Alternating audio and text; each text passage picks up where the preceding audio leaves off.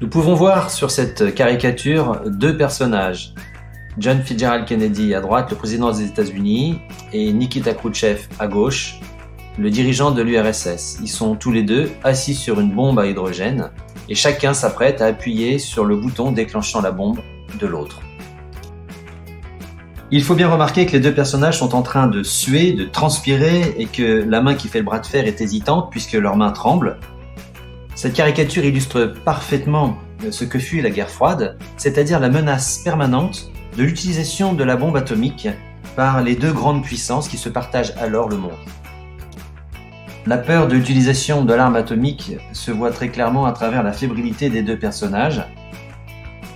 La crise de Cuba en octobre 1962 fut l'un des événements les plus marquants de la guerre froide. On reviendra plus tard sur cet événement. Cette deuxième caricature est une caricature allemande qui date de 1957 où on voit ce personnage central qui dit « Messieurs, vous avez tout intérêt à rester en bons termes avec moi. En effet, je pense devenir la troisième force. » Je vous laisse deviner qui est ce personnage. Le personnage est donc bien l'Europe, coincée entre les deux blocs, américains et soviétiques. La caricature est assez éloquente et montre la difficile construction européenne.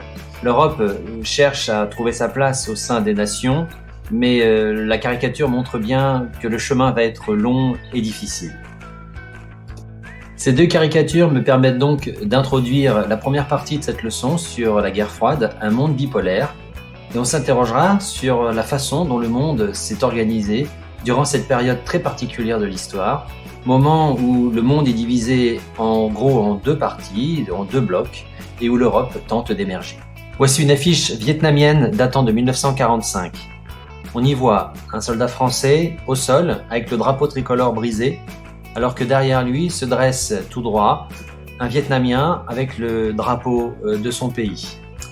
Cette affiche fait évidemment référence au mouvement de décolonisation qu'il va y avoir après la guerre. Après la Seconde Guerre mondiale, la plupart des colonies d'Afrique ou d'Asie vont petit à petit réclamer leur indépendance. Ces mouvements indépendantistes vont se faire ou bien par la guerre, par la force, ou bien par la négociation. Ce sera l'objet de cette deuxième partie où nous étudierons plus particulièrement le cas de l'indépendance. Dernière partie de la leçon, nous nous interrogerons sur la nature des rivalités et les grands conflits mondiaux depuis la fin de la guerre froide, c'est-à-dire en gros après la chute du mur de Berlin en 1989. On verra que les conflits demeurent, que deux nouvelles puissances sont apparues, comme l'Inde ou la Chine bien entendu.